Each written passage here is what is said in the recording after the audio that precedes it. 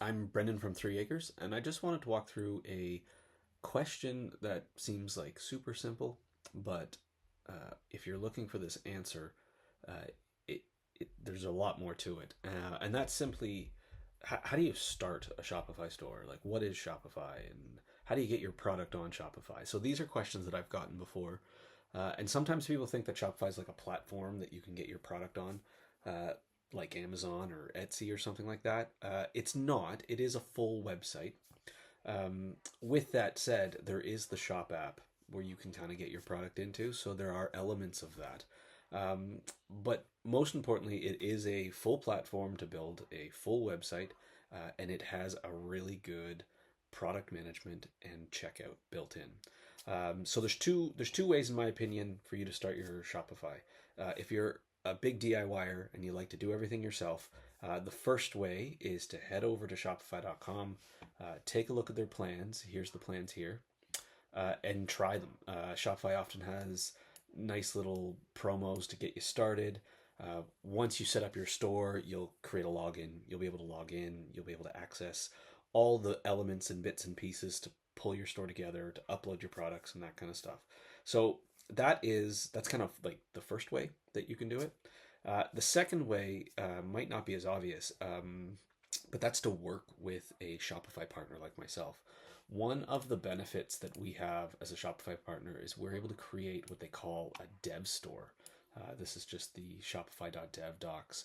And a dev store is basically a free Shopify account. It has a couple limitations, like it can't actually make sales. And what that lets us do as the developer is it lets us sort of fully build the site out. Once the site's done, we can what we call transfer ownership, which means we send the ownership over to you. And it's at that point that you start to pay your Shopify fee. So if we just go back, if you wanted to start your store, right now they've got a great $1 a month for 3 months option. So if it takes you 3 months to get your store sort of set up and going, away you go. However, if your store's more complicated, you've got a lot of products, you're not sure what to do, you may need more time. That's where a dev store comes in, because you don't pay for a dev store until you transfer ownership. And when you're working with a partner, you can work with them in multiple different ways. I have certainly worked in consulting roles where I have set up a dev store and just sort of advised merchants on how to get everything going. But then I've also done complete store setups where you send me your products, you send me your copy, you send me what you want on your pages, and I get all that set up.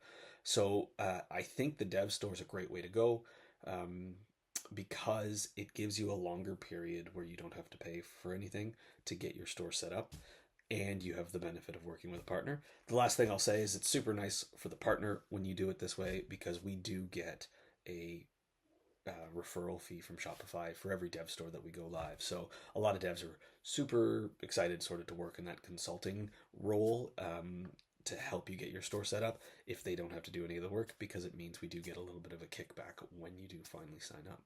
So hopefully that answers the question of like just how to start with your Shopify site. It's none of the technical, but there is sort of those two paths that you can take to get things going. Um, Again, if you have any questions, reach out.